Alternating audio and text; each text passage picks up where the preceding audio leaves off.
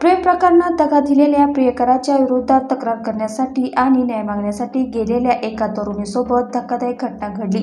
यावेळी न्याय मागण्यासाठी गेलेल्या तरुणीकडे पोलिसांनी शरीर सुखाची मागणी केली। या प्रकरणी भंडारा उपविभागीय पोलीस अधिकाऱ्याविरोधात भंडारा पोलीस स्टेशन येथे विनयभंगाचा गुन्हा दाखल करण्यात आला आहे। या प्रकारामुळे पोलीस विभागात एकच खळबळ उडाली आहे। लाखनी तालुक्यातील एक तरुणी नागपूर येथे इंजिनिअरिंगचे शिक्षण घेत होती। तिथे तिची ओळख एका तरुणासोबत झाली। ओळखीचं रूपांतर प्रेमात झालं। प्रेमात दोघांनीही अनाभाका घेतल्या।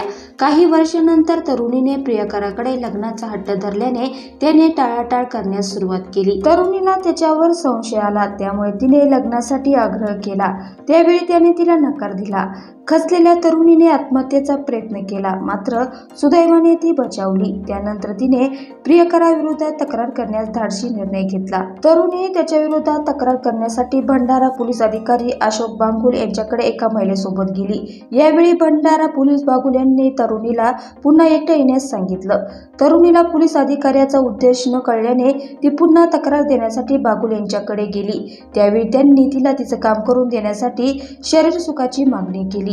अखेर तरुणीने याची माहिती सामाजिक संघटनेला दिली। त्यांच्यासोबत मिळून पोलीस अधीक्षक यांच्याकडे निवेदन दिल्यानंतर पोलीस अधीक्षकांनी गुन्हा दाखल करण्याचे आदेश दिले।